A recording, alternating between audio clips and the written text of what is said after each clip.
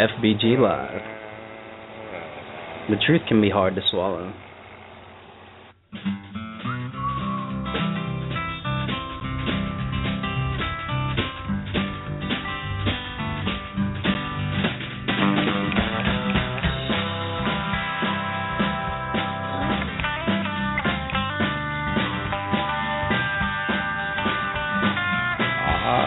Yeah.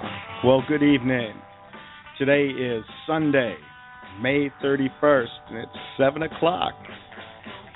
Time again for the Texas Republic Radio. We're going to talk about, well, how Texas needs to be free. And, well, a route to get there. You can visit TexasRepublic.com, find out a little bit more information about the Republic of Texas and, how they're working to, how we're working to free Texas. I'll turn down the music real quick, and I have Doc online, but I'm going to bring him on really quick because we have a busy schedule this week, but we need to talk a little bit about Texas and how big Texas is before we bring him on. I don't think it was a pleasure, but I did go to the History Channel earlier today, and I tried to watch on this little skit, show, whatever, called Texas Rising. Oh, my God. Cluster. They might have some actual history in it, but, this channel is entertaining and our entertainment, and they're going to be telling the story about how Texas became, free for a moment. That's until Anson Jones sold the whole thing out. We were wrapped up and stuffed and cuffed and put into the United States of America. Yeah, that was a sad day for Texas. But 2007, everything changed. And, the Republic of Texas, technically, and, legally, if you're actually following the Constitution or any kind of legal rules, it changed, and it came out of abatement.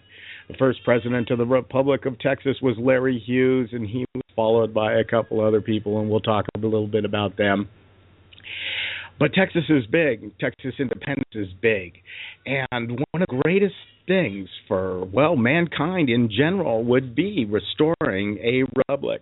The Republic of Texas is, of course, probably one of the best venues, most probable or possible venues that you could actually go down to achieve independence. Why do I say that? Well, the United States of America, or the corporate U.S., as I like to call them, they kind of have been going wrong for, my God. Go ahead, throw out a date and we'll talk about it. But they're not a republic anymore. They pay lip service to being a republic, and it's not true. It's a democracy. It's a top-down dictatorship, right? Did you know that? Yeah, maybe you didn't, maybe you did, I don't care. But I'm telling you, we need a republic. One of the best things that could happen to the United States of America if Texas took what it had in the game and left. Yeah, I'm working towards that cause, and there's many other people that are working that same direction, and we'll talk a little bit more about them. Today I'm kind of off. Yesterday I was chomping that bit and just wanting to get on the microphone and just talk, right? Just talk to you and tell you how important Texas was. But today I was picking up after what they call a tornado. I don't know, man. What is a tornado? I come from California, and I had earthquakes, and they'd shake and rock. And a couple nights ago, I had this little whirly thing cruise down the highway, and I guess they tell me that these things cruise down the highway for some reason. I guess it's probably something to do with wind flow. And, man, the day after this thing, there was destruction everywhere. And you know what you have to do after everything gets strewn forth and, branches and limbs? We have this thing here we call the green room. It's outside of our place, and it's a little tent thing. It gets destroyed from time to time. The weather's really it could be brutal, and it was brutal, honestly. It crushed all the tin and squished it into a ball, and we did any one person would do, and well, we picked the pieces and moved on because that's all you can do. I was amazed by, well, drive around my area and see how many people actually do that. It gave me a lot of heart, right? Sometimes I have a problem with, seeing Texans and Texians and whatever you want to call them, sitting in a restaurant weighing 10,000 pounds, staring at a rectangle, and, four people, 2,000 pounds each, and they all, well, they're not talking to each other. They're talking to Facebook. They're talking to that, and, oh, man, it frustrates me. But, the weather thing, watching people pick up the branches and just do what needs to be done and don't bitch about it, that gives me hope. A little bit of hope for personal responsibility and taking care of what needs to be taken care of. I live in the county. I don't live in a city. The cities, they have the branch picker-upper people, right? Okay. I don't want to talk about the people that, the code enforcement people or the garbage man or anything like that. But I did want to talk a little bit about weather, because weather is, interesting. They have this thing that's been going on, and it's just allegedly supposed to be starting. It's called Jade Helm, and I did talk about it last week a little bit and the week before a little bit, and I'm kind of curious about it. And they have this scenario, they being the corporate United States of America and the military that serves them, they're going to do these drills, and they're telling all the general population that, well, it's all for training for overseas, attacks, right? You don't have to go protect people by beating the snot out of them and this and that. And so, yeah, I guess the latest number I heard is the corporate U.S. is in 138 countries. And is that accurate? You think it's lower? You think it's higher? I don't know.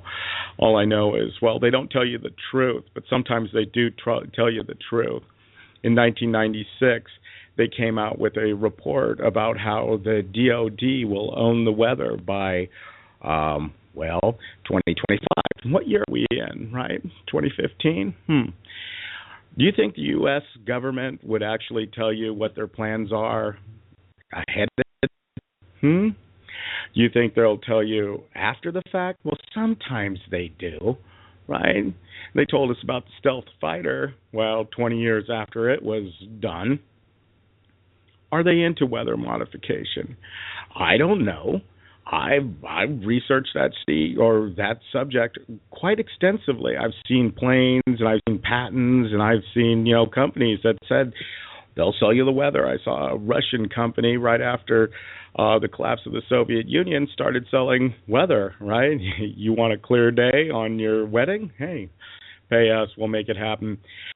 But I thought it was curious because last week one of these Hollywood celebrity types tweeted out to 3, 4, 5 million people that she was concerned about lines in the sky. A lot of people in popular culture like to call them chemtrails, and that word is always taken wrong. But whatever. Anyway, so the internet has been askew with stories about weather control and weather modification. I think it's kind of curious that we get flooded and trashed right before Jade Helm. Maybe they're kind of playing around. Maybe not. Maybe it's nothing. One thing's true. When they set up this Jade Helm thing, they did it for a good reason, right? They painted Texas as red, as a hostile state. Now, if you want to say hostile being we're dependent, self-sufficient, and, we don't like to take gruff for the lack of a better term, and I'm trying not to swear as much, guys. I'm sorry. Texas is independent. They have allegiance to, Texas and the United States. Now, I still can't get that second part, the United States thing. What done for you? Now, I do understand a lot of people do get food stamps and retirement benefits, and they change their whole life into this thing called Social Security, but that thing's going to be bust in a few years, guys. My mom, she's not coming this week, but maybe some other week. My mom, is constantly getting letters from those guys saying, we're going to change your benefits and this and this and this and this. Dude, it's a Ponzi scheme. They've been doing it a long time, but a lot of people are tied to this United States of America, whether they believe it's a corporation or not. I don't know. It's just kind of strange. So here we go. Let me bring on Doc before I ramble on too much. I know I usually like to ramble a heck of a lot in the beginning. And let's see. I'm pushing the button, see if we got Doc on the line. Hey, Doc, you there? I'm here. How you doing, my friend? I'm doing pretty good. I don't know if I'm wound up or slowed down. How are you feeling? Pretty good. We've got a few callers in the green room or on hold right now anyway, so it looks like it's going to be a good show. Oh, yeah. Well, one of the guests that I was telling you about earlier is Chuck Smith. Now, Chuck Smith is the person that, I've worked with him for quite a few years now, just doing my whole chase for freedom and liberty. And I got to say, I've probably known, I don't know. So Chuck and I have talked about Texas, and Chuck is from Texas. He's actually from Crowley, Texas.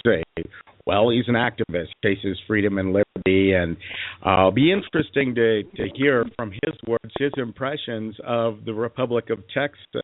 We've had a few conversations with him, or I have, and interesting. Do you got a lot of friends that you've talked to about the Republic of Texas, and do they are kind of fence sitting for some reason, or what?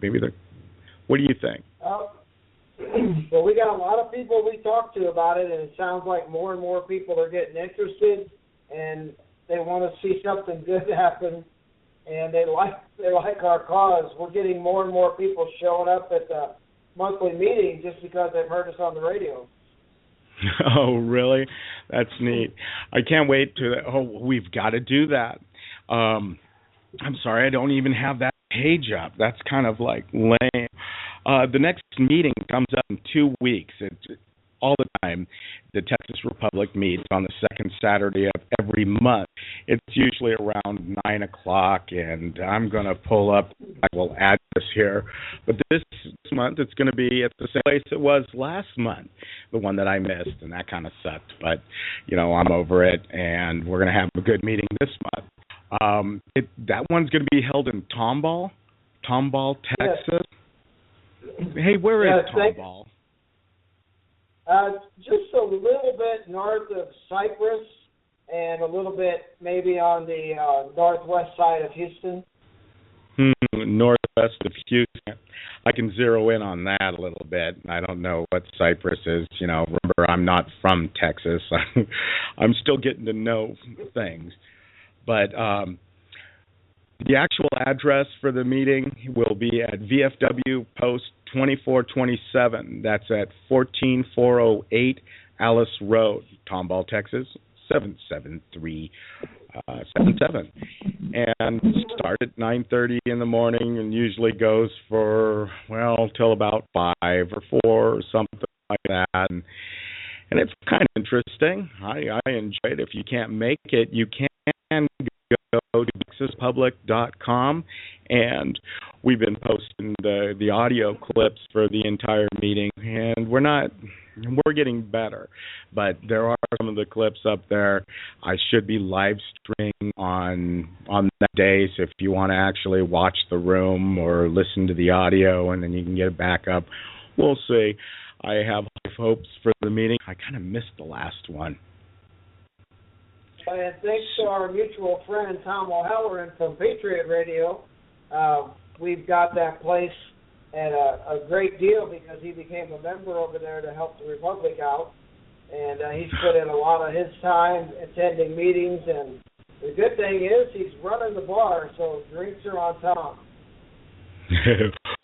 Oh, my God. That's another reason to go. Tom's on the bar. Is he going to be playing bartender or what? He's the bar manager. That's even better. He can buy what we ask him to buy. Well, I wouldn't want him to do that necessarily, but It'll just be fun to see you guys again, and hear what's going on. Maybe we can go into that international vector a little bit when we deal with it in the joint session. That'll be very entertaining, I'm sure. Oh God, what was it that I wanted to talk to you about, Doc? My brain can go into brain fog at times, and I guess we're just hitting there. We've got a few minutes before Chuck gets on the horn, and let's see. What do you got going on right now, Chuck?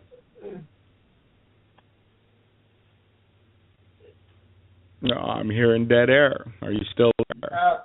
Yeah, I'm here. Since our last meeting, the one that you weren't able to get to, they spent a lot of time working on that memorial, and I believe they're getting pretty close to where they're going to have a finished product. So when you put John Darnicki on the spot, and he said a couple months, he might turn out to be right if all goes well. When I quoted him, after I quoted him, he did, clarify his position that we were going to have movement in another couple months and not full on, we are Texas, yay. Now, I just wonder what kind of movement we've got. I kind of tweak on that angle a little bit. And, I have all the faith in the world, but I want to know information, and I want to know the ducks and bunnies of things. And that's just the way I am. Well, that's good.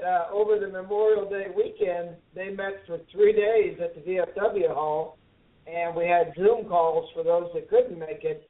But we had people come in from all over. The Caps came in from Midland, and everybody was all there working for 3 solid days.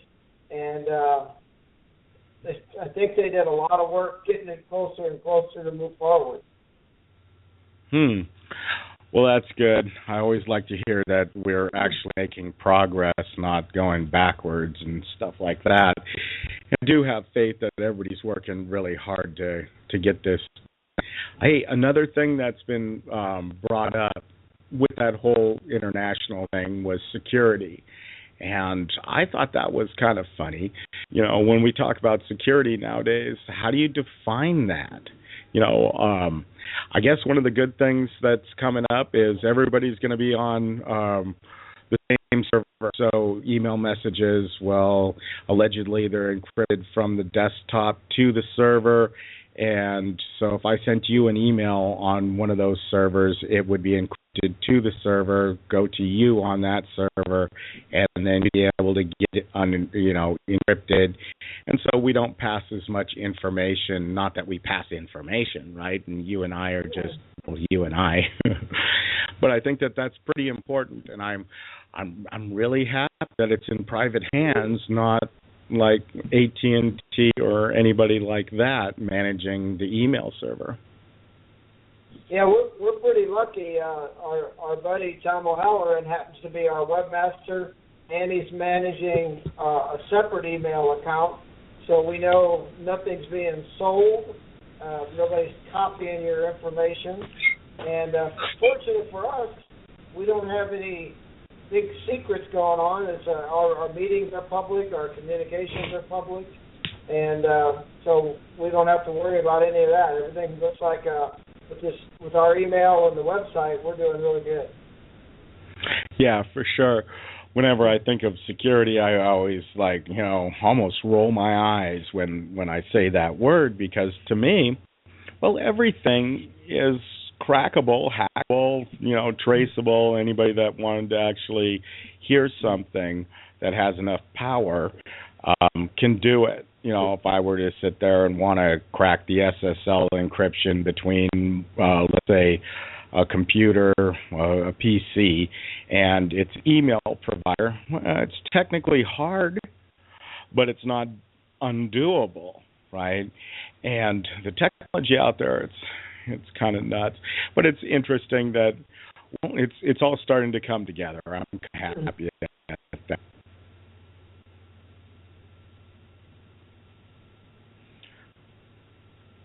Oh, did you say something? I'm sorry. No. I had a little bit of glitch there. anyways. Well, I think you're right. I think security is a kind of a misnomer nowadays, because anybody that wants to do anything can crack anything at any time. So they just proved that with the IRS recently. So I don't really think worrying about security, especially at our level, is that big of a deal. Well, it looked like we're having a little bit of trouble getting Chuck on the horn, but I would like to talk about the current path that we're going with this show. And there's a lot of angles that we can deal with when we're talking about the Republic of Texas. And one of the ones that stands out to me is really money. And money is kind of like, well, what role should the government have in money? And should they have the printing press? Should it be a printing press with a currency that is backed by something, by silver and gold? That was an old standard, and maybe it still is a good standard, but I've heard that argument that there's not enough silver and gold to really manage that. Have you ever heard that one? Oh, sure, but right now our Constitution for the Republic calls for us to use silver and gold. So unless we come up with an alternative, and there have been suggestions for that, and so working with some people that have maybe a depository where you can put silver and gold and then have some kind of access to it without physically moving it in and out all the time. So there is some things in the works.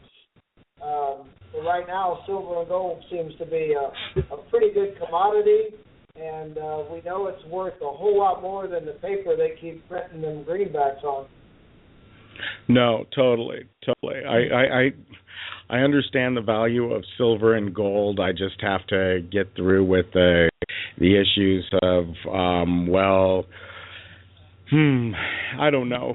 We've kind of graduated as a society, and there are different vectors that you can take with money, and I'd like to explore those in the next few weeks. I've heard about, we have the fiat argument, and I actually heard somebody a couple of years ago saying that we should start thinking about a fiat currency for the Republic of Texas, and that went over like a ton of bricks. Do you remember that? Oh yes, we have a gentleman who's a sheriff in our county, Maz, and he gave a very impressive talk one of the meetings about why you don't want to rely on silver and gold, because anybody that wants, he said, can fix it where they have all that silver and gold tied up, and they could cause you a lot of grief. So he has some good ideas. We might want to bring him on one night. Maybe he'll call in one of these nights, and he can explain some of that. But he had some really great ideas on why not to use silver and gold as your only source. Yeah, I totally want to do that talk, and I have talked to Maz a little bit about that in previous times, but he wasn't the person that was actually suggesting that the Republic go to a fiat-based currency, because I do get it, right? The Republic of Texas deals with gold and silver because that's in the Constitution. And the first thing the government has to do is follow the Constitution, right? Now, if it doesn't fit, then it should be changed. What's the correct way to go? I don't like a fiat currency. I don't like that at all.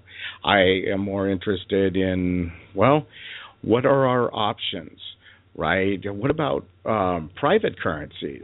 I mean, we have a host of different private currencies that exist in our reality currently. You got Bitcoin, Litecoin, Darkcoin, this coin, that coin, and those are all basically fiat currencies, and their value is only what their value is. It really has no value, but it trades with a value, and you can use them to do transactions. You ever played with any of those coin thingies, Doc? No, I haven't messed with any of that. I don't know enough about it to trust investing. Oh, I don't trust much, but I do listen to people, and I try to understand the technologies behind them. The other vector, the other avenue, should I say, was oh, God, Andrew Doherty brought this up previously at a meeting, I believe it was 2014, and he was talking about an hours-based currency. And I'm very curious about that. It's kind of like a localized currency that, well, people would use. And these kind of solutions are, well, not mutually exclusive. So you could use a localized currency, and I don't know. Ed's going to be on in a few minutes, probably, what do we got, about 25 minutes, 35 minutes, and we'll see if Chuck calls in. But what do you know about that hours-based currency?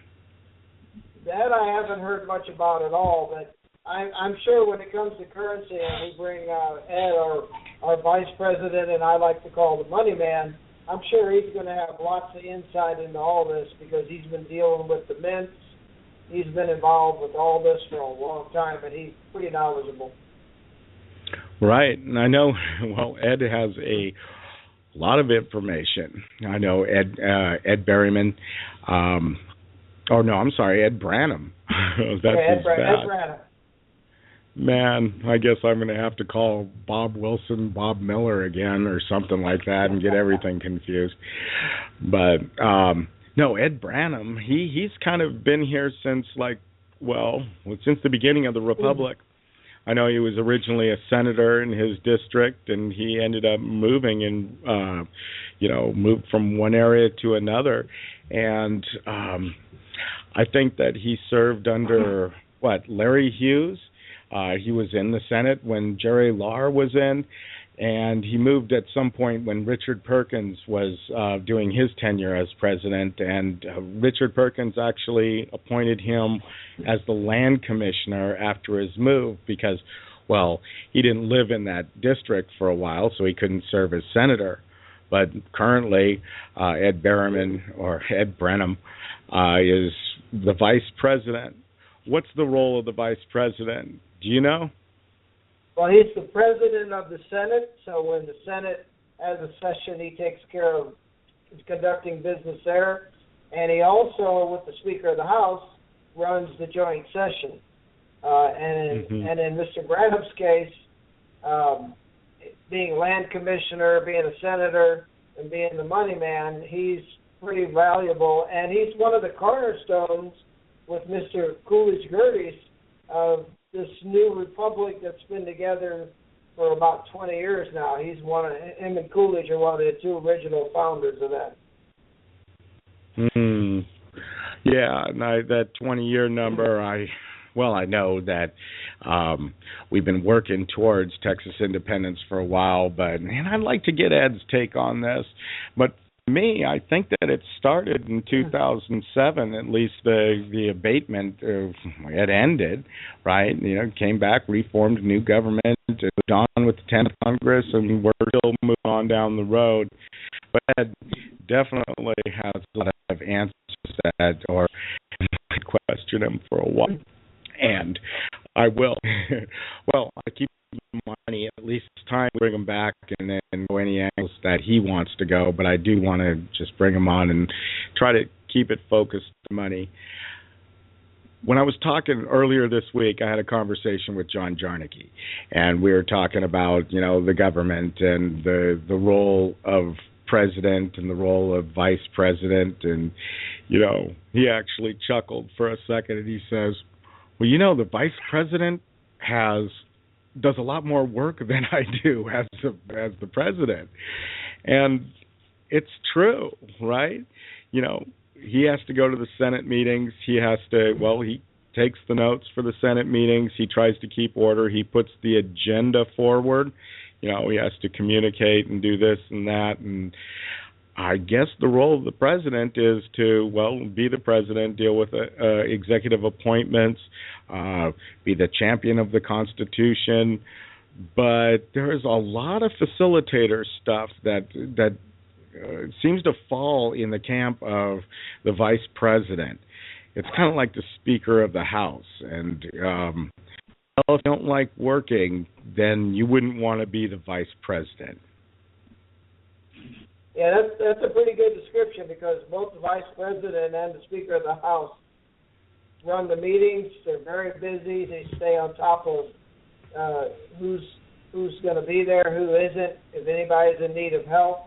So they're pretty valuable, and without them running the separate meetings and then the joint session together, it would not be as smooth. And we have two great ones right now with Bruce Bullock and Ed Brannum. Yeah, definitely. I know Bruce Bullock. He does do a lot of work, and wow, that job in the House is quite something, and the Senate. But I've been to joint sessions where I listen to both House and the Senate get together and talk about yada yada, and I've been to the split sessions. I actually am more entertained by the split sessions when they're working on some kind of stuff in the Senate and the House, because the House can get just a little bit too... I mean, we have a lot of arguments in the House about, what is it Jarnicki brought up, President Jarnicki. You remember when he said the word citizen? Yes. There's a lot of those kind of... He brought up a good point about that. Yeah. You want to fill us in? What was the point? Well, John thinks a lot like me.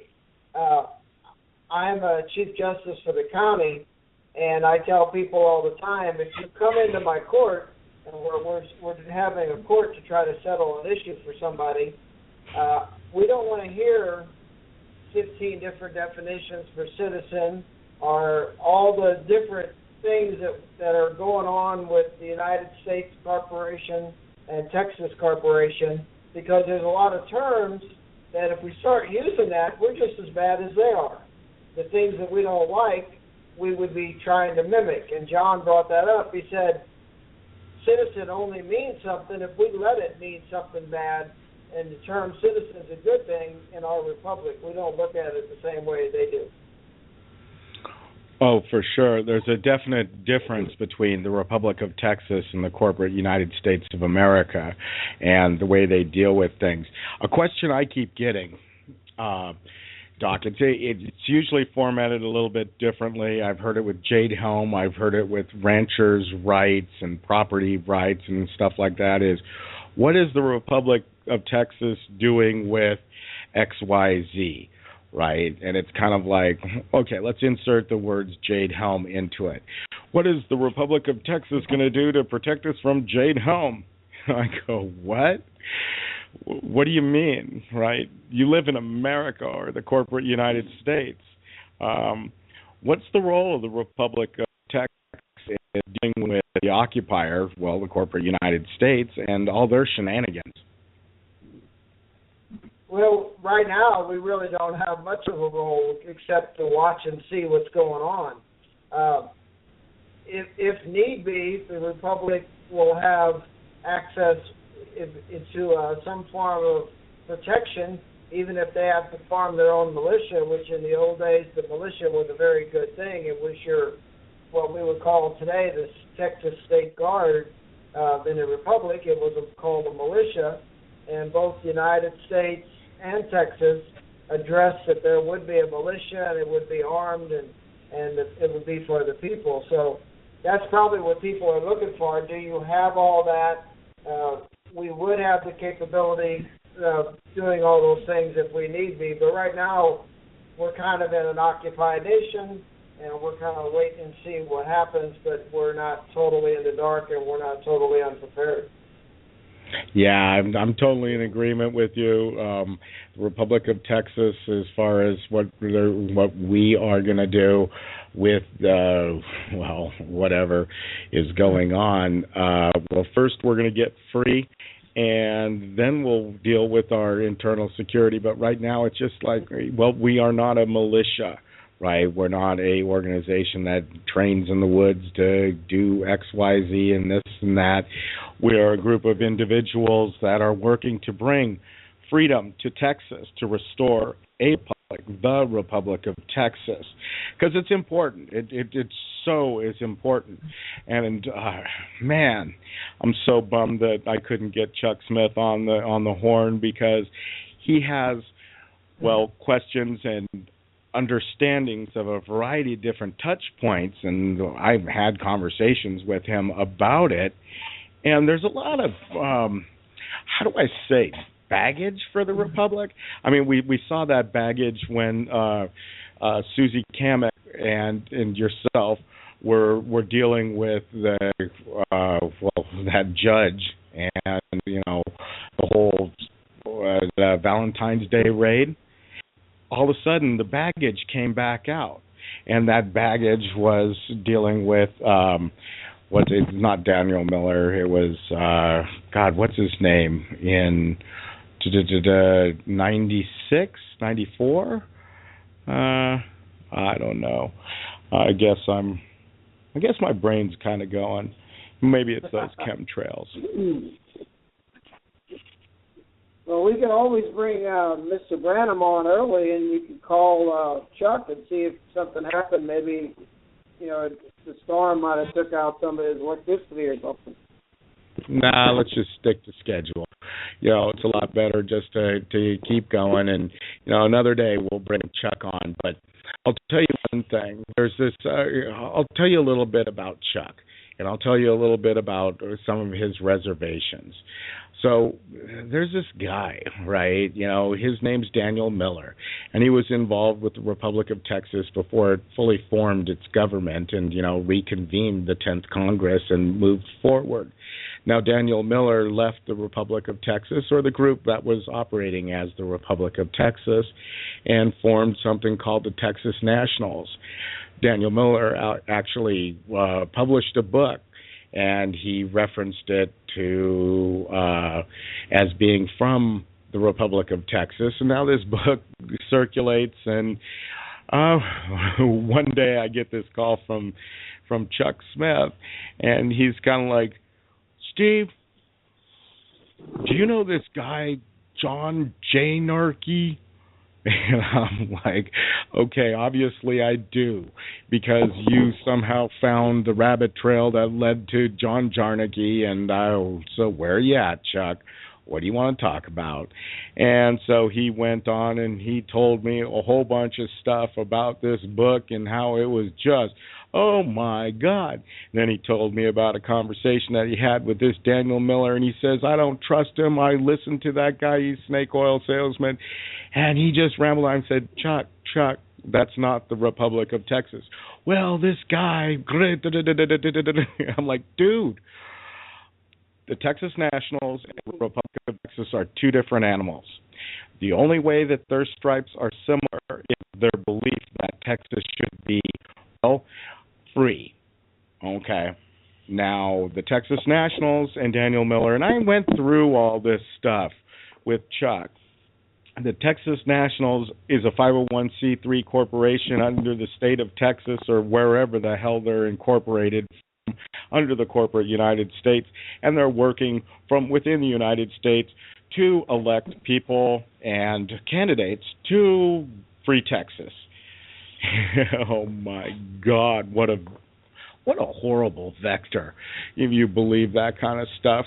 But hey, at least he likes a free Texas. Now, so there are these things that are within the history of the Republic of Texas that need ironing out. And that's what we're kind of doing at this point, Doc. We're talking about Texas, how to free Texas, and all the hang-ups. And one of those hang-ups is, baggage, I guess. And baggage is best discussed. You haven't bumped into the Daniel Miller and the Daniel Miller story too much or previously, have you, Doc? No, not too much, but I can sure understand Chuck's apprehension, because if you hear those stories, you're going to think that. Are you there? Can you hear me, Steve?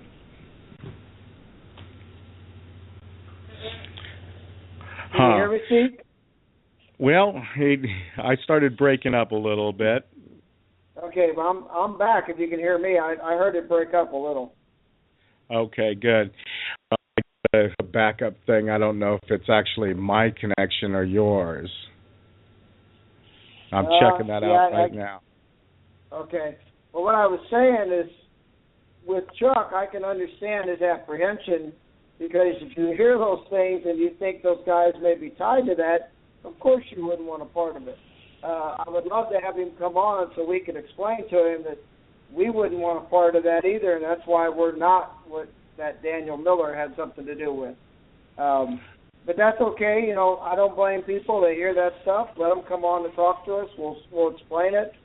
And hopefully when they hear the truth and know we're not part of it, they'll want to come and be part of us. Right. I mean, totally.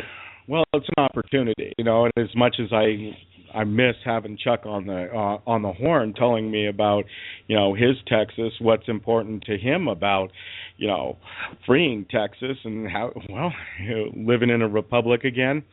Is that a pipe dream? You know, what was it, that guy that was on last week? God, what do we call him? Auntie something, right? So Auntie comes on and, you know, one of his closing statements is, well, I like your dream. Like, no, well, man. We hope it's a lot more than a dream. Yeah, Texas is big. Texas is huge. The concept of freeing Texas is, well, it's far-seated. It's ingrained in Texas culture. I watch these people drive around with their way too jacked up 4x4s, sporting a Texas flag and a United States of America flag, you know, that corporate flag. They don't have the Admiralty flag, but whatever. But then those are kind of like dual citizens. They have an allegiance to Texas and America, but there's a lot of support for free Texas. All we have to do is find those folks. Yeah, I think there's a lot of them out there, and I think our radio show is reaching more and more. And Raging Elephants is reaching them, and Tom's Patriot Radio show is reaching them. And we're bringing them to the meeting, and we're growing, and I think it's really going to take off. Yeah, for sure. It's going to be fun in the next couple months to see where we actually get to. And, yeah, I'm kind of really looking forward to it. It's been the highlight of my week, this Sunday event. Yesterday I was chomping at the bit, wishing that it was Sunday. And today I was just like going, man, I'm sunburnt from working out in the yard and this and that. I'm like, wow, I should have done it on Saturday. Well, I don't think too many people can see it on the radio, so they won't think you're a tomato or anything. Well, I've already got quite of a suntan. I'm heading towards Mexican. I'm kind of red, so that ain't kind of real or anything like that. Hey, I heard an interesting fact, and I don't know how true it was. And you ever hear that? Did you ever hear that the language of Texas was one vote short of being German? That wouldn't surprise me. Thank God for how many people we've got in this area that are German, that brought us wonderful food and beer and settled here. So I can see with that big of a population in those early days that it could have been easily German. Yeah. You know, when I got here, you know, I wasn't heading for Texas, actually, and I've said this on many occasions, so excuse me for repeating myself, but I was trying to escape the corporate U.S. and wall myself up in the middle of, I was heading for Montana, right, because that way I can just get away from all this crap that I saw that the corporate U.S. was implementing, all the control mechanisms and all this, and I said, I'm just going to wait that out. And the last place I wanted to go was Texas, because Texas is where all the rabble-rousers are, and I don't want to get caught in the fray because all these rabble-rousers, you know, just put my head underneath a rock. Man, I sure changed corners. And now here you are on the radio, trying to bring Texas back to a free place, a republic. I think you ended up where you were supposed to be. I agree with you. And, one of the hardest points about being a Texian, well, a Steve Texian, is, being from California and telling people, right? Because the moment you identify yourself as from California, they go, oh, my God, there's somebody that wants to tell me how short my lawn should be. But well, I think they've forgiven you for coming from California already. They're pretty tough when you first get here. They are, but you can tell a leopard with conservative stripes, and I definitely have conservative stripes, probably way more so than most. And but when I got to Fredericksburg, they started telling me about Fredericksburg history and the history of the Germans in Texas, and we weren't told a lot of history in California. We were told not to like Texas, and it was almost something that what's the word, it was ingrained in California culture to be anti-Texas, at least in my perception. And in Texas, everybody's kind of trained to be anti-California. Well, I think for the people looking at California, it's a little easier because every time some new control or weird law comes out, it's coming from California and it works its way across the country. They're probably jealous of Texas because Texas has done well. Oh, definitely. I don't know if they know enough about Texas to actually be jealous. It's just kind of we're more superior than everybody else. We're California. At least the mentality that existed when I left there is like, yeah, it's a great state of California. We are great. We got computers and we got this and that in L.A. and San Francisco and whatever. But Texas is, more standalone than California itself. What do we have? We have our own power plants. We have, we have manufacturing. We're a self-sustaining country, right? Yeah, it's pretty much its own country, and that's why bringing the republic back to full throttle is not that difficult because it was of its own country and it's got everything it needs right here. It's got a great economy, great people. So it's a pretty good thing. We probably have enough people in here to do just about anything we need, and very technical. Look at the Austin area. It's got every tech person you can imagine up there. Yeah, I remember that, in the early 2000s, being from Silicon Valley, I had numerous friends that worked to move their jobs from the San Francisco Bay Area to Austin, and then everybody had that dilemma. They say, your job is moving to Austin. You can help us move the servers, and here's your buyout for your job. Or you can move to Austin. Now, we also moved computers and servers to India and China and other little, places that are a lot cheaper for business. But see, that's what we will create with a republic. A business-friendly environment, a human-friendly environment, something that doesn't overregulate you.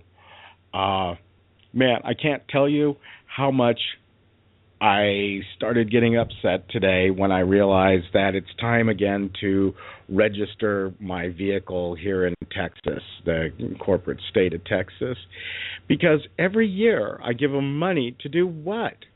I just really don't understand it. It's based on the value of my vehicle. It's not based on anything. It's just it's some kind of a tax, right? And then I have to pay for an inspection of that vehicle. In the inspection, everybody in Texas, the corporate state of Texas, knows that that's a fraud and a sham, yet they still go along with it. Huh. Well, in the old days, Jesse and Frank James wore guns when they did that. You knew what was happening. Yeah, I know. I'm just a little bitter right now because I'm going to have to pay vehicle registration for a vehicle that I own, allegedly. But then again, I do know that rabbit trail goes down to the fact that the state of Texas owns that vehicle, not me. and I just bought it, and now I'm renting it from from Texas, I guess. I don't know. That whole thing is kind of a little bit weird. Well, unfortunately, if you don't do it, they make life miserable right now. But one of the nice things, when the Republic is back, you won't have to deal with that. Yeah, I hope not, because like the mentality of the folks that come in and try to create the universe that they are used to. That, again, is one of my arguments against the Texas Nationals and the idea that we can elect a bunch of people to the corporate United States of America governmental body, and they're going to, leave Texas? And what are they going to do? Set up a mini corporate United States of America? It'll look and smell just like America. I mean, they're used to it, the politicians. That's why... Realistically, the only way you can be free and take back a republic is by starting over, like the Republic of Texas has. And, if I haven't said it enough, you should go to thetexasrepublic.com. You can find more information about the whole thing. You should definitely visit at one of our meetings. The next meeting is in Tomball, Texas, and that will be coming up in 2 weeks. It's a Saturday trip. But it does move around. So hopefully, I always like it if the meeting is close to me, so I don't have to do the 4-hour drive. It always seems to be 4 hours. Yeah, unfortunately, we cover a lot of territory. So somebody's got to drive. In some cases, we have people that had to fly in for this last thing at Tomball. So we do cover some territory. Wow, that's a long flight. I mean, where did they fly from? From Midland. Where's Midland? Tell me. It's out there west of you. Oh, wow. Yeah, Texas is big. I drove out of here once, drove into here once. Maybe I drove into here twice. And somehow you hit the Texas border and you just keep driving and driving and driving. It's kind of fascinating how much land Texas actually occupies. And we once occupied more, but unfortunately the treaty, when they annexed supposedly Texas, took some of that land away after it was promised that they wouldn't do that. Mm-hmm. When I first met John Jarnicki, President Jarnicki, I saw his little outline of the Republic of Texas on his truck, and I said, what the heck kind of Texas is that? And he says, that's the Republic of Texas. And I said, that's not the shape of Texas. And he said, yes, that is. And then he went on to start schooling me on what was real and what was not real. So nowadays I see a picture of Texas and I go, that's the wrong shape. That's the wrong shape. And I hold and I bite my tongue. But it's interesting to think that when people think of secession, they really start, and I don't mean secession, that's the argument of citizen all over again. And I shouldn't use the word secession, right? Because that isn't what that has nothing. Texas should be free. That's the best way to say it. Texas leaving the United States should not leave with, less than it came into the game with, should I say. But I do believe that there has been a plan or a law or a strategy that's been put forth for those outlying areas, and that is, things that fall outside of the corporate state of Texas will have the option to decide to stay with us, or they can go on their merry way and, keep holding hands with the corporate United States. That's your take on that too, right, Doc? Oh, yeah, I agree. I think it's too late for the United States. That ship's sinking, and the only way to save Texas is to break free and start fresh. Mm-hmm. Yeah, freedom is good. freedom is really good. And, well, I don't know. I don't have a concept of what freedom is, actually. I've lived my life in servitude towards these people. And, hey, can you remember back to your first job, Doc? Do you remember when they first, you got paid X amount of dollars per hour and then somebody stole something from you? Do you remember your first paycheck? I sure do, and I remember how much money they were taking out. I never did understand that. Did you kind of freak out and go, what happened? Yeah, and unfortunately, that was just tough luck. Whether you like it or not, they can take all that money out before you ever get your check. I know, and I think of all these people that are making what? Okay, so the U.S. government has this thing that they set a wage minimum, they call it, and so you have to pay everybody this number or more. And so I believe here in Texas it's something like 7-something, and different states have different, quote, minimums. That's going to change, right? And I don't think there will be a wage minimum or a wage maximum, but if you get paid $7 an hour, well, that's your money, unless somebody gets into office, and which is everybody's, responsibility to make sure nobody gets into office that wants to tax a person's wages and try to, take. Man, they're taking money from every single person in the corporate United States every day, constantly. And that's just not right. Well, yeah, and they never get enough. There's never enough money to satisfy that blood-sucking thirst of theirs. Yeah, and people think, well, it's only like a third, and then I get tax write-offs.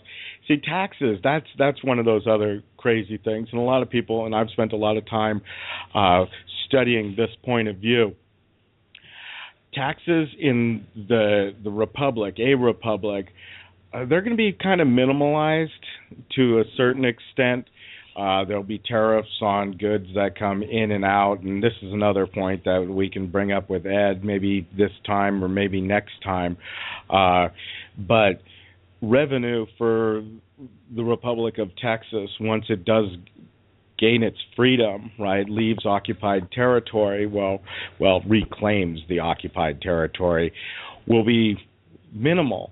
Right, these little border towns will be able to, they'll be required to manage the border, right, and manage the ingress and egress of commodities as they ship from within the country to outside the country. That will pay for the minimum amount of government that is as small as we can get. Oh, sure. Well, look now. Look how much we're achieving and how organized we are.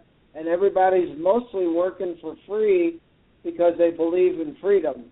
And would take very much with common sense to manage the money and see that the state always stays ahead of the game.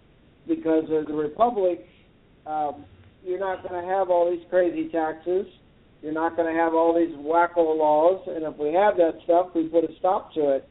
I believe, like Judge Roy Bean, when he ran his Justice of the Peace Court in the Pecos, and if he saw some bill that somebody wrote or a law that he didn't like, he just tore it out of the book.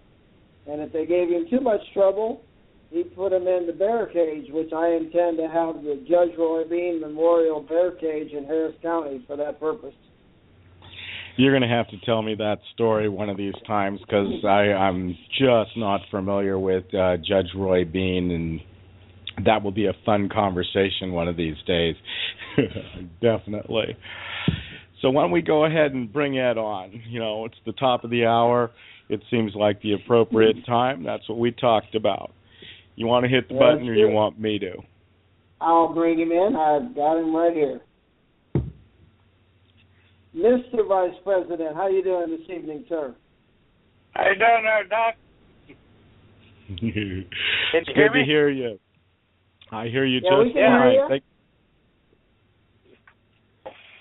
you for joining us, Mr. Vice President.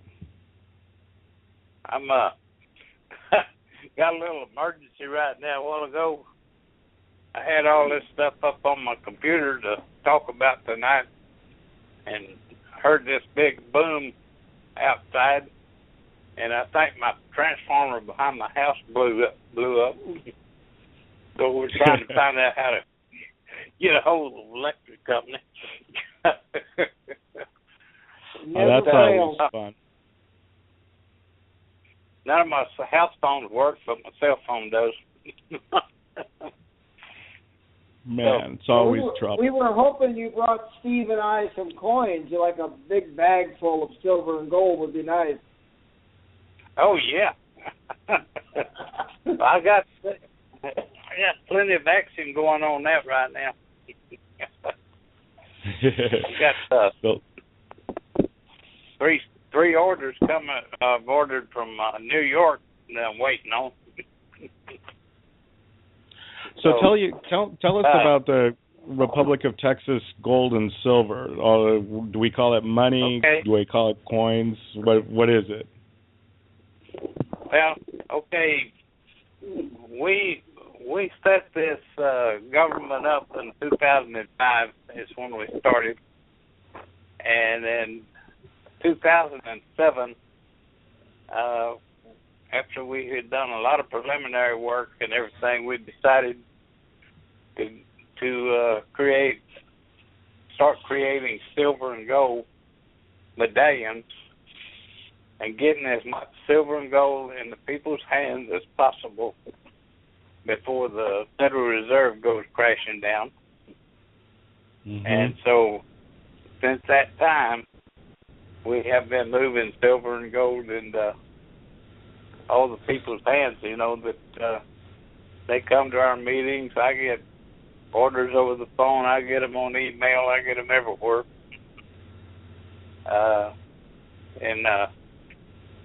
I'm supposed to be an assistant for the auditor here, but it's kind of like everything else, it just kind of gets dumped on you. So, right, for sure. So what is hey, can I steer you away from that a little bit and bring you to the future of the Republic of Texas and the monetary situation that is, facing it going forward? We've got, once you get independence, currently the Republic of Texas can only do business in gold and silver as per the Constitution. What are your thoughts on that? Where do we go from there? Do we? We've already met with some people that want to put a depository in using gold and silver and using a plastic card that you can use at any store anywhere. And it'll actually, you go buy something, it'll actually come out of your account at that depository, just like a bank nowadays. And except we won't have banks in the Republic, they'll be all depositories, that they can be private individuals, and under common law, the difference between the banks nowadays and those depositories is those depositories will be strictly under common law, and they will not harm anyone or anyone's property. And common law sometimes is more stricter than what you have nowadays. Nowadays, it's just a dog and pony show for money. Yeah. And for sure. But okay, so me as a Texian, if I wanted to do commerce, right? How would I do commerce, right? Day one, no more United States. I have a pocket full of FRNs. I guess I could still trade with my neighbor in Federal Reserve notes, but some other kind of currency needs to come to light, right? It is going to have to. It's going to. There will be another currency coming on when the FRN actually starts dropping. It's probably going to get down to not worth a dime on a dollar, until it's phased out. They're really trying hard to get away from cash, period. They want to take you to plastic, and that way they know every penny you spend, every penny you're gonna, all your habits and everything. That'll be part of their future spy scheme. Okay. So, hey, I just noticed that we have a caller that wants to talk, and I kind of have a feeling it's Chuck. I think I know the area code. So if you mind a little deviation from the planned schedule, Ed, I'd like to bring Chuck Smith on and hear what kind of question. He was kind of wanting to talk to you anyways because you're a long-timer with the Republic of Texas. If he wants to know about Daniel Miller, I can tell him all about him. I know you can. And, well, let's bring him on. Let's see. Is this a Chuck? Hold on. I'm hitting the mic button right now. Chuck Smith, are you on the line? Hey, guys. Yeah, this is me. I apologize. I had one of my computers crash. I tried to get the other one lit up. I can't get on Skype on it. Now, oh, damn. So I apologize, Steve, for not being here on time earlier in the show. But with the guys with the Republic of Texas, I don't need to know much about Dan Miller. I threatened to tear his balls off some time ago, and I didn't know that he was gone. I'm glad to hear that, although I understand he damaged you guys somewhat on the way out. Now here's the question that I have, though, because I have really looked and talked to a lot of people about seceding. Really, we have a lot of people in Texas who are, on Social Security, who are, dependent, the elderly, the handicapped, all of these issues that we would have to deal with. Now, granted, while Texas, we're wealthy. If we could pull it off and shake off the Federal Reserve and the federal government, we could do it. But in the interim, there would be a lot of suffering. Number two, they have a lot of their military hardware here. Are we going to keep it? Are we going to give it, tell them take it and be unarmed, facing them? Can we get support from the military to keep it? It's such a complicated issue, and I'm sorry, I'm so late getting. No. I totally want to go there. Let's start with question one. Hey, Ed, why don't you field this one? Social Security and the problem with people that are dependent on the U.S. government for their livelihoods. How does that manage? How does that play out? They will receive Social Security until the Federal Reserve note goes crashing down. And it won't be taxes that takes it away from them. It'll be the Federal Reserve. Because there won't be no money. Okay? There's hundreds of thousands of people all over this world, in Mexico and everywhere else. They get a check every month, and they're not even citizens of the United States. But Texians aren't going to be citizens of the United States either. But what our main thing will have to be is to make sure the mail goes through and gets to these people that are on Social Security. That Social Security is a contract, and we as a new government or whatever, we are not going to be able to intervene into a contract. Right. There's okay, I hear you. Thousands of contracts that the state of Texas is in with people all over the world. Well, we can't go in and just cut them off. Yeah, and the Republic of Texas is not doing the cutting off. The United States is doing the cutting off of everybody on disability, Social Security, and whatnot, and they will come at you and steal your money anyways. Okay, great. Question 2. What about the military hardware and the bases and all that other stuff that's out here, Ed? That'll all be demanded. All equipment will be demanded to be left in place here in Texas, and probably we will offer the personnel an option to become a Texan or go wherever, wherever they want to. For example, like all the ICE people down on the borders, probably most of them are Texans, So we're not just going to chop them off and tell them to move. We give them an option to become a Texan and be on the border. What we would like to do is move our DPS troopers to the borders. We're going to have a lot more borders than we got now. Right. Because we got the other side of Texas to cover then. And right. We'll have the troopers. As far as we're concerned, the counties need to take care of their own roads. They need to take care of their own people. They need to do all that. In fact, we as the government don't really want to involve the laws in a county. Okay.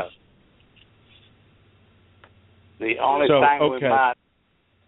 You do realize. You do realize that Texas, while it's the second largest state in the nation, and probably the second wealthiest state in the nation, that we have a very weak populace, regardless of our mystique here. Now, I live in Crowley, Texas. Everybody knows who I am. I put out my street address and my cell phone number on the internet all the time. Just did it again today, as a matter of fact, when challenging someone on the internet. So I don't hide. But the fact of the matter is, Texans are not all that in a box of rocks when you get right down to it. They're not a whole lot better than Arizona or some of the other red states, if you will. I don't understand how, and while I applaud and I agree with so much of what you and even I would like to see happen, I don't see it being viable simply because we have the Free States Project. Guys I know who are involved in that. Are you familiar with the Free States Project, where they've gone to The Hague and shown that the United States is a lawless tyranny over its states now and has broken every rule that they've ever made and promised, and that they're trying to show The Hague that we have a right to break away from the United States government. However, they're going to the wrong place. Well, I mean, where else are we going to go? I mean, we have the... Hey, let me rope this one back in. I want to field this one. So, the Free State Project, right? We're going to work within the system to free ourselves from the system. Wrong.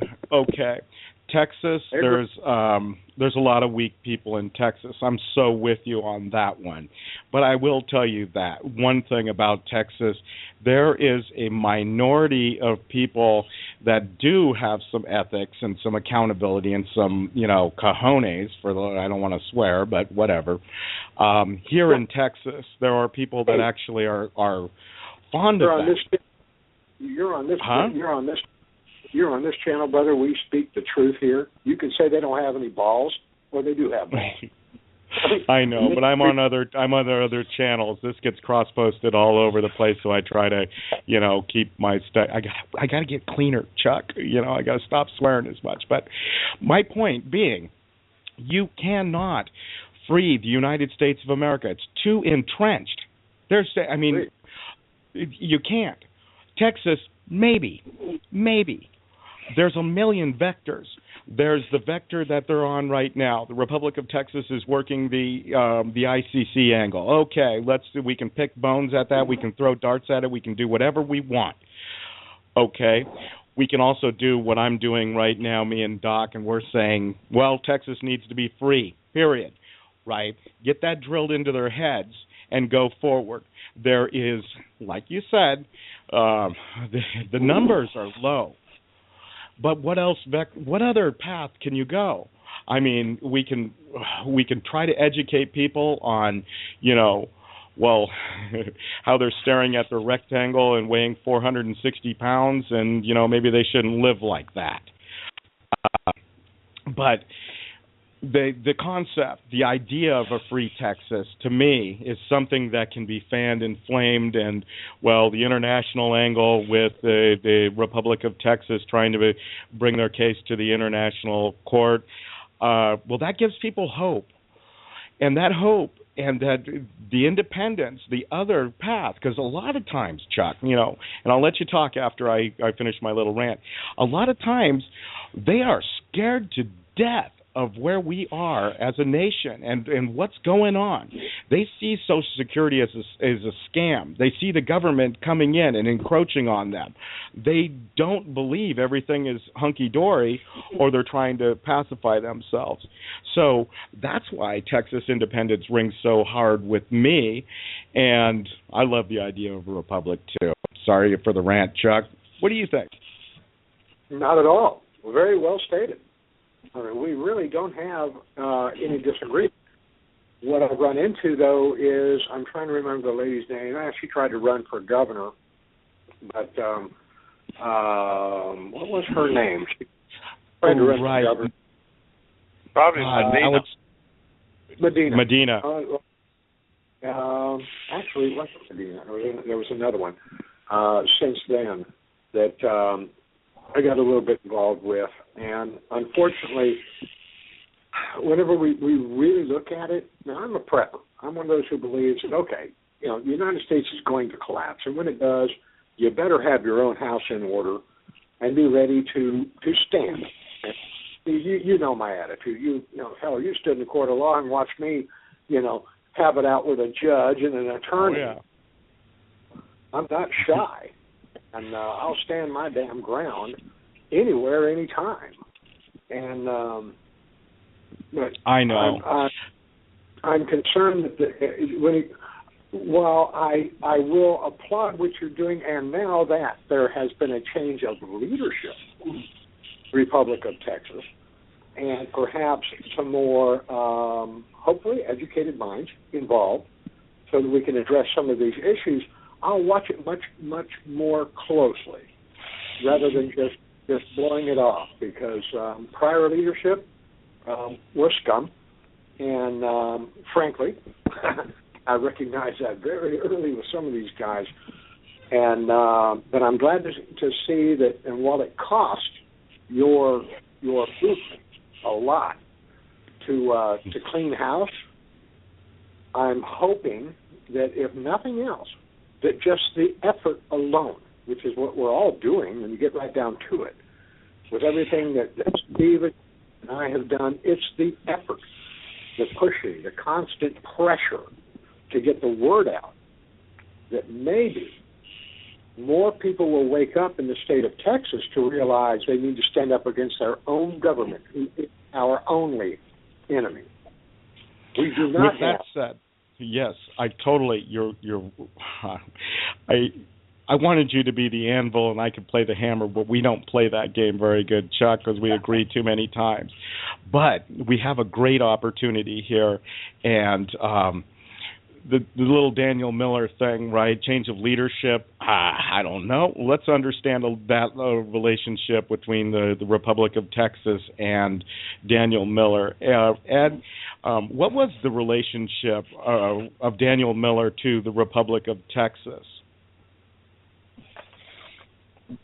He was the president up in 2003, up in Overton, Texas, and we discovered that him and Lauren Savage had put all this property and everything in their name, and then we started asking for a rundown on where the money was going, and they threw all the pieces and everything, threw us all out. Is their building, we found out. So no. Then they turned around and hired a de facto attorney and went to a de facto court, sued 6 of us, and that was in 2004 when the suit was final over. We never went to the courts, and we never, did anything with them. So, but the judge still ruled in their favor, and they sat there and lied all through that court proceeding. And the result stood up deal. But anyway, it didn't bother us because we was all covered, and didn't own we didn't have any property in our names or anything. So right. So he was anyway, involved. What it amounted to, they were traitors. They sat there and filed those lawsuits against Texians. Is what they were. They were traitors. But let me tell Chuck something. See, for 10 years, 1995 to 2005, I went through 6 presidents as far as it goes. Every time we would get a president we'd think we'd be moving, we would find out that they had their own agenda. They was not for the people. They were trying to do something for themselves. Okay? And just one right after another kept getting caught up with and fell through the cracks. So a couple of them has already died. You're absolutely singing to the choir there, brother. I mean, I've been at this for a very long time.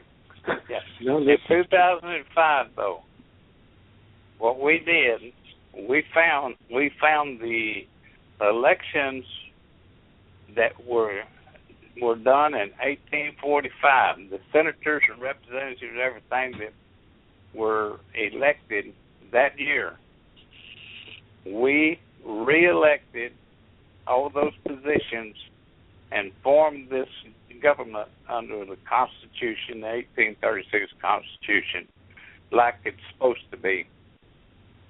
So you from then on, you don't have people in there that has their own agendas or anything else because they're elected by the people. Okay? So, and that's why we've been running since 2005. We've had elections every year since 2005, and we're still running and getting bigger and bigger. And of course, we've all got our heads sitting out there on the chopping block. You know how the de facto is. They love to come try to chop us our heads off any time, but that's not going to stop us. Hey, Chuck. Yes, sir. Chuck, this is Doc. Welcome to the show. I've heard some really good things about you. I just wanted to touch base on a couple things you brought up. The Dan Miller thing. Most everybody today, unless you've been around a long time like Ed or Vice President, they wouldn't even know the story because that kind of corruption and stuff hasn't gone on. And we've had some really good presidents since then. But you brought up some points about what would happen and people aren't ready, but a lot of those things you brought up, they are talking about at the meetings and planning, and so they don't want to be caught off guard. People have asked them those tough questions before, like, what are you going to do if tomorrow all of a sudden it's yours? And so they're working on it, and they're looking at opportunities to be prepared. I once asked a gentleman that is very familiar with what we would call the Texas State Guard, if we were a republic tomorrow and we gave him charge of the Republic Guard, could he take care of things and take care of the border? And he smiled and told me, no problem at all. So there's a lot of people coming out of the woodwork now that are throwing their support towards us, and they want desperately to see people like yourself and Steve and me and Ed and everybody with the Republic go to the Republic. For a while, I think they wanted Texas to succeed, but I think they realized that that's too difficult. And like you said, some great people have ran for governor, but doing it from the inside out, not going to work. You're going to have the Republic come back and mean something, and it would be great to have somebody like you come to one of our meetings, or you could catch it on when Steve streams it. So it would be great to have your input and your experience, because we've got a lot of good people that are working hard, and they are planning, kind of like General Patton told them. I used that story once before. He went to that meeting when the boys were trapped in Bastogne, and they said, you're crazy. Nobody can be ready to go get those boys in 24 hours. Doc? And he's, hey, Doc, yes. Careful what you ask for, man. Chuck has teeth, right? You know, you think I have teeth. I like to call things out. That guy's a pit bull. Bring him to a meeting? Wow, that would be crazy. That's a good thing. That's I know. a good thing. I know. And I love somebody that calls a spade a spade. But we should put something, we should have a meeting closer to Chuck. Maybe we can do the Waco venue. Hey, Ed, how do we pick venues for the next meeting? Are we doing Tomball for a while? What do you know about that? Whoever finds us a place, we'll be there. Okay. I'll make this. And again, I apologize for my computer problems. I'm on my cell phone talking to you guys rather than through Skype, and I did get it to come up. By the way, I don't seem to see your chat room. Did you not turn on the chat room? No, I didn't turn on the chat room. I'm not a chatty. You want me to? No, not at all. I was just wondering why it wasn't working. My cell phone number, guys. Grab a pencil, quick. I do this all the time. Yeah. And forgive me if I don't answer, if I don't recognize a number. I am one of those people that, yes, I get an occasional coon and everything, threatening me. But also Google sales calls, so I wait to see if the computer actually leaves a voicemail. Leave a voicemail. I'll give you guys a shout back. Let's get together and talk. I had written off the Republic of Texas as a waste of my time, and in fact threatened Dan Miller. And I had attorneys, 2 or 3 of them, call me from across the country saying, "Dan, what you just did is, on the internet," because I had literally threatened to tear his balls off. And that was a long time. He was still president. But my number is 817-688-0079. And let's have a chat. And we're all here in Texas. This is all local, and I'm trying to take a vacation from the fight. Been at this for over 6 years, and I need a break. And now I've got to recover from all this flood stuff, like we all do. I would like to be able to have time to get together, maybe on a conference call or something, to discuss what we can do, what we can't do, what's going to work. I'm in the Fort Worth area. I'm in Crowley, and or I can make it to Waco. I mean, I'm trying to get back down to Lake Whitney to go fishing in my new pontoon boat. Thank God I bought my own. I bought my own ark before the rain, and I can make a meeting down in Waco, and would like to discuss these things in depth. In depth. The thing I do like to have, though, is total open and honesty. Big on video. Now, herein lies the rub with that, Chuck. First of all, the meetings that occur in our governmental meetings, that's for government business. Now, those ones are either a House and a Senate meeting or what they call a joint session. Now, those they don't necessarily disclude any visitors from participating. It's not necessarily the forum. The Republic of Texas Radio, this is everybody's venue, right? It's a call-in show, 347-857-4397. It's a great place. I'll be bringing guests on every week, and we'll be talking to a lot of important issues, like you brought up, with the military, with the borders, right? Oh, God, with Social Security and all the little gimmies from the United States. I've never actually heard the explanation that Ed Brannum just gave forth, right, that the U.S. government is in contract with all these other people to provide those services until they back out on their deal, like all the other deals they do. But the meetings are interesting, and you can go to thetexasrepublic.com and go to meeting minutes, and you can click on the audio. And, of course, I know you're kind of doing you need a breather. I get it, right? But those things are documented, and we've been better and better at making sure that those things that go on are not behind closed doors. What's said's recorded, and it's public information. If it's private, it's private. The Constitution of the Texas Republic provides for private conversations, but it's not private forever, kind of like the United States can hold something private forever. But those meetings are available more and more. I've recorded a lot of them. We've got another broadcaster. He does stuff, and he's recorded them.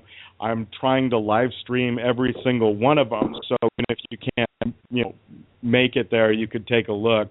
But I'd say those meetings are for business, and we will be talking about stuff this next time, and that'll be interesting to find out what stuff is.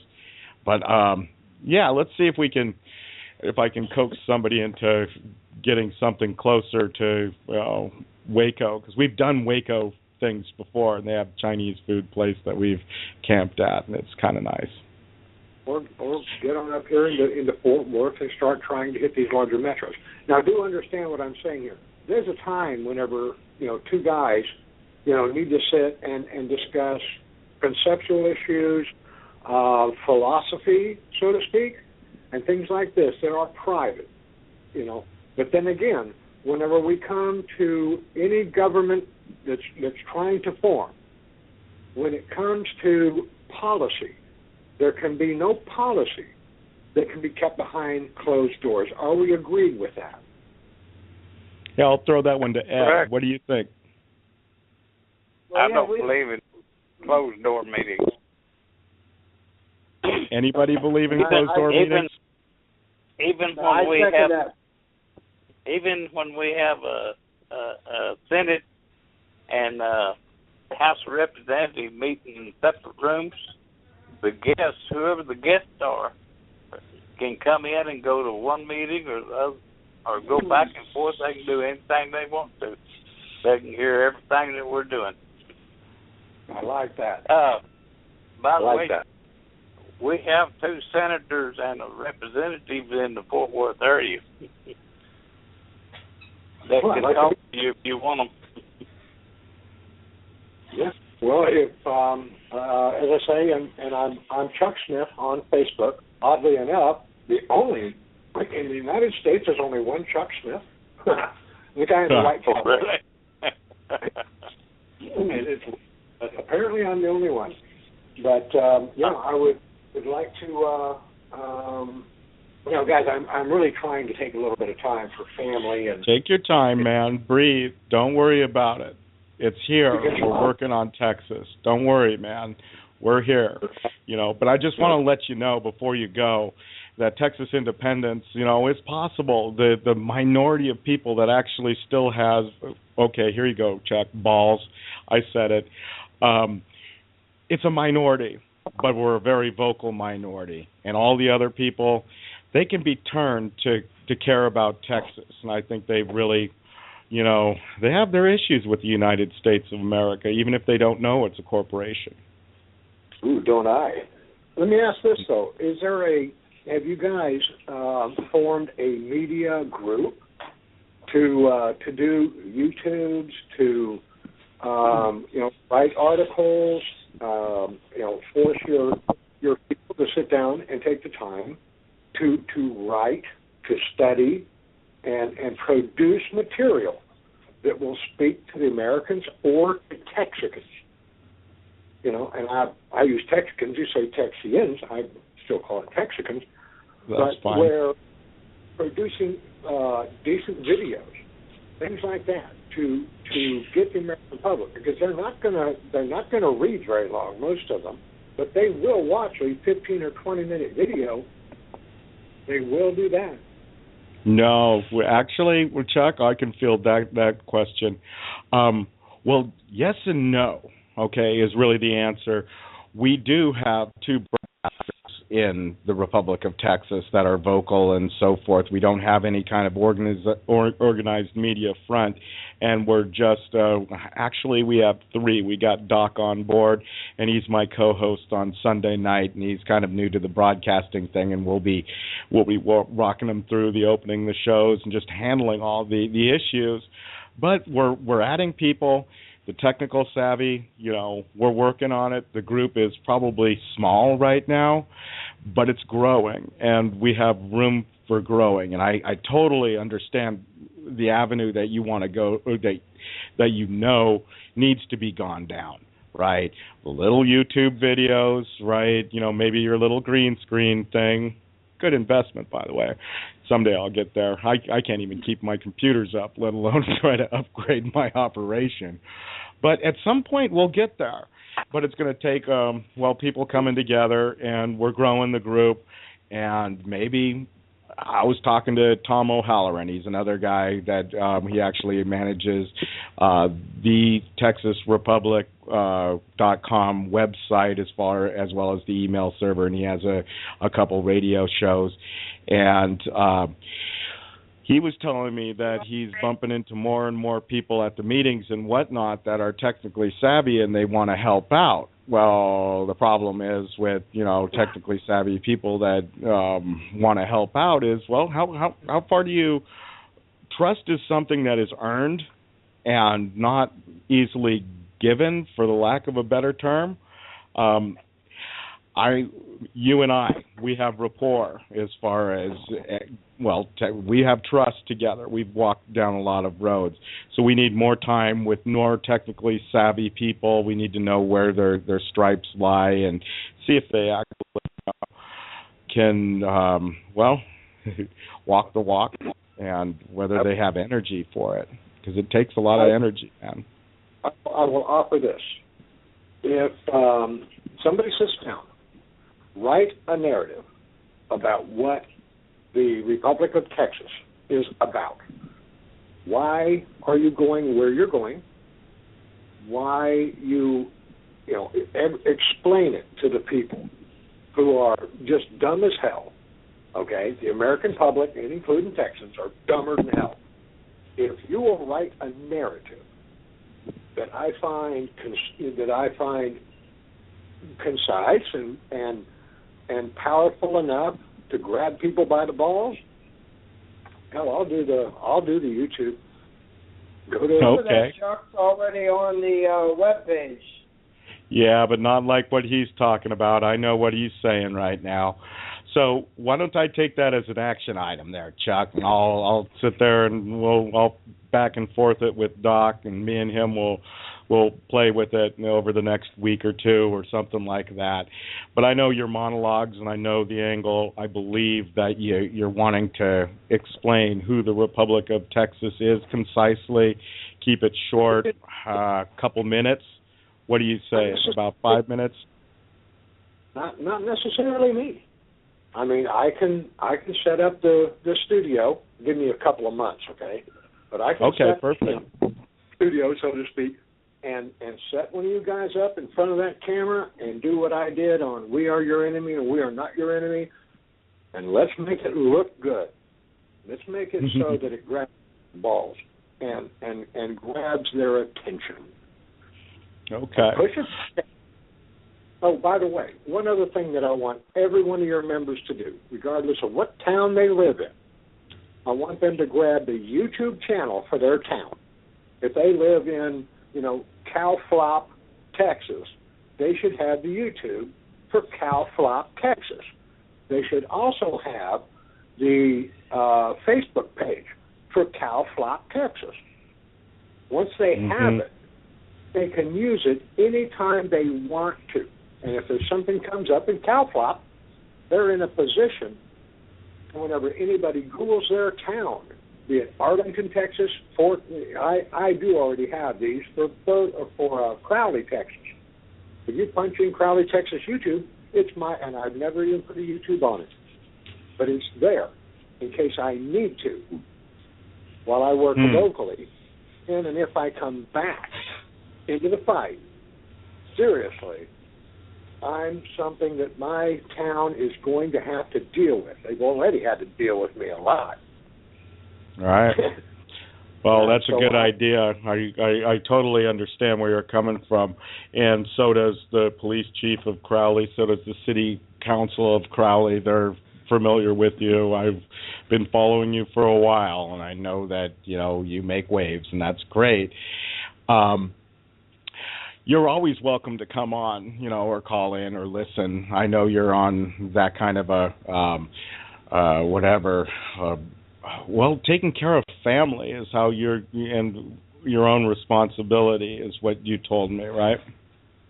Well, after 6 years and over $40,000, I'm like, guys, I really have to catch up on, get back to prep a little bit and taking care of my own family and relationships I threw aside because, let's face it, our families are not necessarily as aware as we are.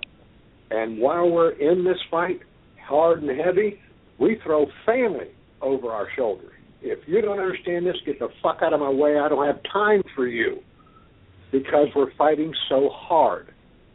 But at some point, you have to look at it and say, you know what? I'm going to do what I need to be an honorable man, take care of my family. And so whenever the bovine excrement hits the oscillating fan, we are ready as a family and lead our own families and protect our own families.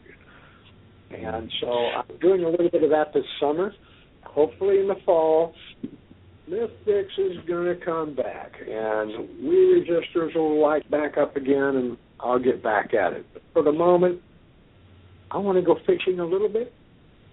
And but that's not to say that I'm not interested in meeting new friends. I hear you. Hey, Chuck. Hey, thanks for joining us, right? I'm sorry that you had the technical difficulties and, couldn't join us till the second hour, but I do really appreciate that. I want to try to poke at Ed and see what he knows about money and the future of the Republic of Texas and the way that he thinks that the monetary system should go and how it's wired. So I'm going to do you want me to go ahead and throw you on mute, or do you want to hang in and listen and join into that conversation? Well, I'm sorry if I kind of monopolized a little bit. That's, inherent to be at this for so long. Guys, touch base with me. You have my cell phone number. Feel free to give me a shout, and let's talk. And if Smithwick can be of service, that's what I'm all about. I really have to get over here because my wife is not happy that I'm getting back into the fight when I was supposed to take off all summer. There you go. Thank you, Chuck. Thanks, Chuck. Have fun fishing. Thank you, brother. I'm glad to see there's been a change of leadership. I'm looking forward to talking to you guys.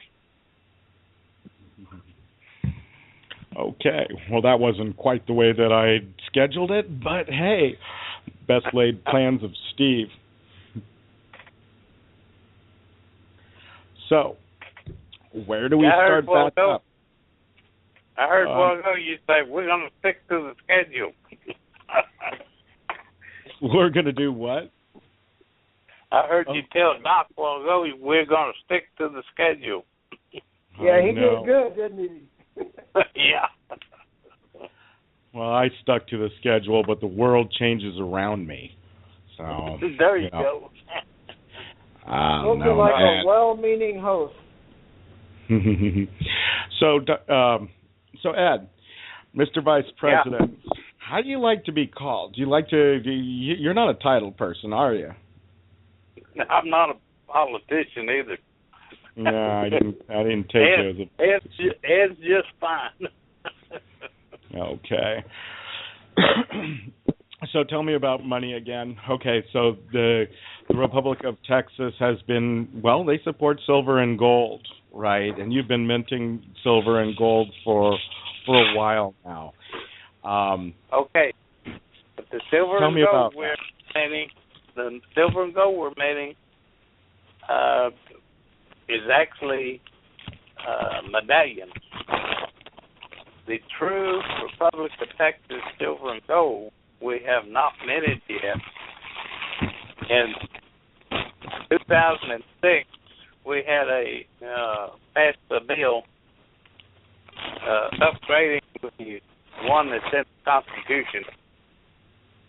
And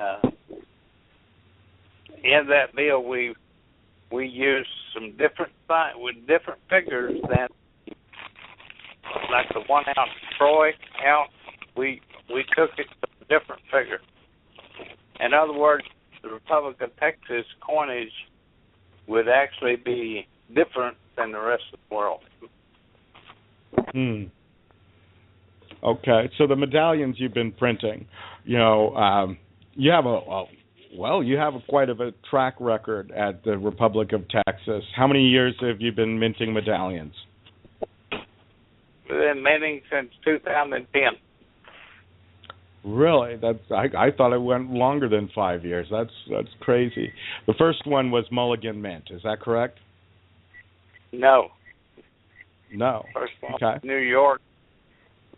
A company called AOCS, which at that time was like AOCS, kind of like a good housekeeping seal on except for metal.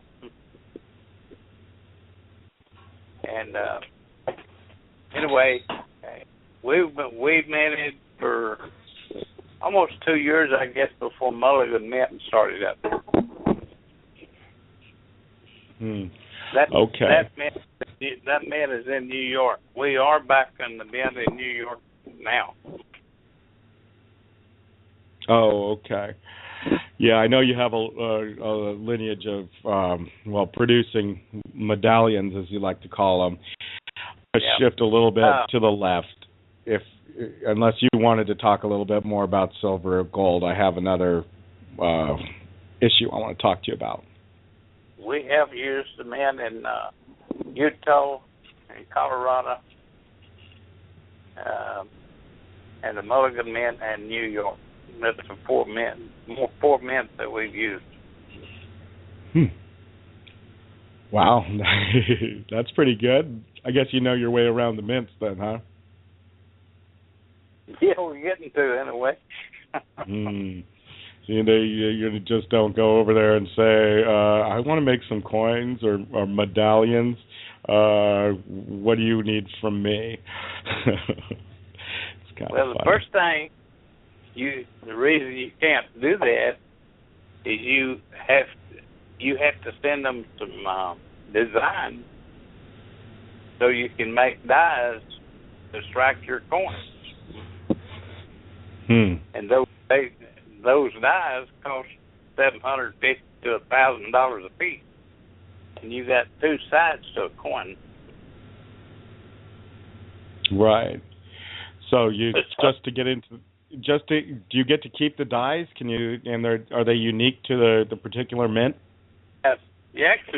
You buy the dies, so they're the dies are ours.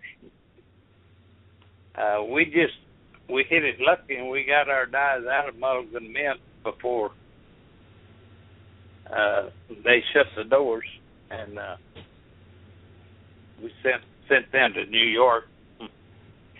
The only thing is, when you send dyes to a different mint, those dyes might not exactly fit their machines. You know, they could be up to thousandths of an inch difference, you know, or thickness or width. Okay. Yeah, I guess that would definitely be a problem. So you have to remake your dyes to fit the machine. Okay. I want to shift you from silver and gold and talk about more real-world money problems with the Republic of Texas. There's this thing that's been talked about for a while. It's called a Dwala account. Can you tell me what that is? I cannot. I don't do anything with that account. I only help out with the Republic of Texas Trust account, and that Dwala account does not go through our trust account. Ah, okay. So have you been following the shenanigans? Do you know the reason that they were trying to set up this thing called a Dwala account? You heard anything? No comment? Anything? No, it's supposed to be almost either done or almost done. Yeah. I've been hearing that for weeks now, months maybe. It's got something to do with PayPal. That's all I know. Okay. The bank account part, I can tell you, is in place. Mm-hmm. But I'm not too sure what's holding it up because I haven't done any of the paperwork on that. Oh, I know. I don't know what I've heard a few people talk about it. I understand what it's for, and it's basically some other way to take donations via the internet, so people can actually give with the credit card. So that account there is for our international expenses, which is going to be, we're going to have to send somebody overseas before it's over. And that's what that account's for, is any expenses concerning international affairs. Okay. Well, I thought we already settled that with Ray. We're buying Ray a canoe. That's fine with me. I can get him a canoe out of our other account. Right. I'll fund a canoe, but honestly, I don't want to see Ray trying to cross the Atlantic in a canoe. We'll stick him on a fishing boat or something. I don't know. We'll find him passage. My whole thing is let's go. Let's get going. Let's start this thing. I'm anxious. I want to move on. Right? I want to get this ball going. I've been wanting to move on for over 20 years. I know. No, I've heard a little. I can tell you right now, we've got some very sharp people working on some stuff right now. In fact, I was real surprised, and I am real proud of what we got going right now. Well, and also. We got Ray to admit that he might actually consider flying. Yeah. He said 80%, so yeah. Well, we can just knock him out, and when he wakes up, we'll tell him he did it on his own. Yeah. Well, that's good. I look forward to hearing more about the international ventures and trying to get to terms with that. I didn't mean to segue that direction, but I wanted to talk finances and try to keep it all straight, trying to get it straight. Ed, what's your opinion about fiat currencies? The Federal Reserve notes? Yeah, just fiat currencies in general. You know, I take it, since you're a silver and gold man, you're not a fan of printing funny money. No. I get rid of it as fast as I can when I get it. Oh, that's good. Well, we're going to be exploring those kind of avenues. I think what everybody else is talking about around September 5th or so, I really believe, though, it's going to boil down to possibly real soon to what Greece does. Yeah. I think if Greece fails, you're going to see Spain and Italy come down, and you're going to see the whole European market come down. Right. If that happens. Oh, and yeah. That's going to be before September. So. Yeah. Didn't they default on a loan this week, or did they actually borrow money to pay the loan or something? I remember hearing about Greece this week. They're trying to get money out of Germany right now. They're meeting right now. I think they got till June the 5th or something like that. Okay, yeah, that might be what I heard. That'll be interesting to see.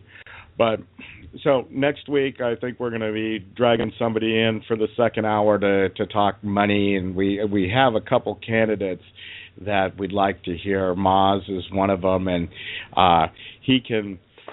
Well, let's hear what he's going to say about. I guess he thinks that there's a good argument for creating a government. God, I don't want to put words in his mouth before I even, get a full understanding.